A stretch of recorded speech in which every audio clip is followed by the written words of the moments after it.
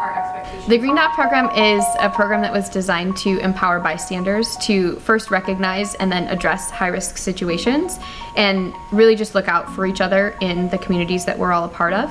It is a program that prevents not only sexual violence, but also power-based personal violence. I think when you ask most people if they would like to do something good, the answer is going to be yes.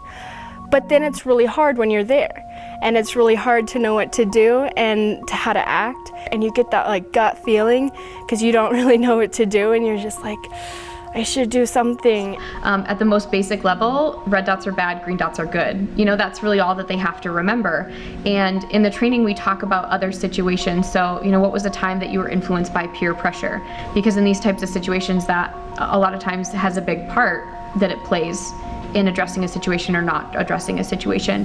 Turns out that through learning how to help other people stay out of those situations, learning how to prevent those situations in public, with strangers, actually gave me a lot more tools to help myself.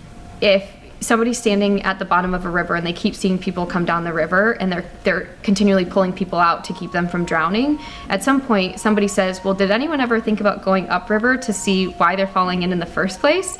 And so for us, that's what Green Dot was doing, is let's take a step back and figure out, you know, what's going on with our students, and can we help them to identify these high-risk situations so that they can see them for what they could potentially lead into, and then they have the power and ability to intervene in those situations and prevent them from happening. Maybe they're at a bar or at a party somewhere, so just in a social setting, everybody's having a great time. Typically there's alcohol involved. Say somebody saw something get slipped in another person's drink. One of the options in doing a green dot, first they have to recognize that something might be wrong about that situation, because if they don't see it or don't recognize it for what it could be, then there's really no next step. We talk about the options being the 3 Ds, so it's easy to remember.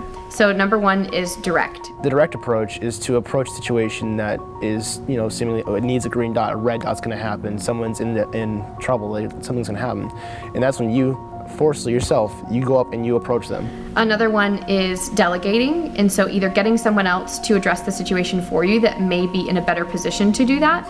In a nightlife situation, that is probably the number 1 thing you can do, is if you need authoritative figures such as bouncers or police. Once they get involved, it's out of your hands, it's guaranteed safety. Just finding somebody else to address it for them, or having a friend address it with them so they didn't feel like they had to do it on their own, or it might be awkward if they just addressed it by themselves. The third one is distraction, which is always my favorite because you can come up with a million different options. Like, you know, if I'm at a grocery store and a husband and wife are fighting and he like gets physical, I can just like throw cans everywhere, you know, like to distract it or whatever, and just break up the tension in that moment, and then it's like, oh, okay. I really think that one of the biggest reasons why people don't do anything is because they have all those obstacles, and that's why we talk about them, is because once you know what they are, there's a lot of research that shows that next time they won't impact you as much.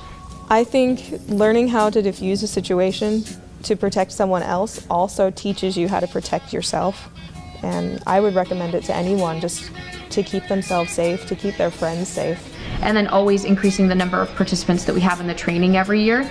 That is one of the biggest goals, is getting people to that skills building workshop and really encouraging them to change their behavior just on the smallest scale to have a really large impact in their communities.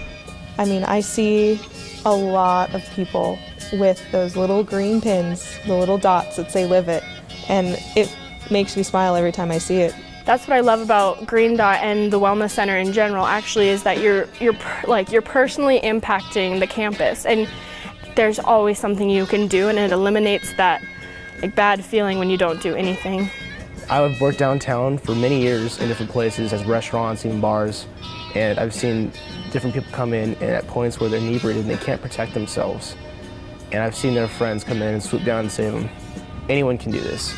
No matter how shy you are, how confident you are, how built you are, whatever type of person you are, it doesn't matter. Everyone can make a difference. It takes one person to stop these red dots from happening.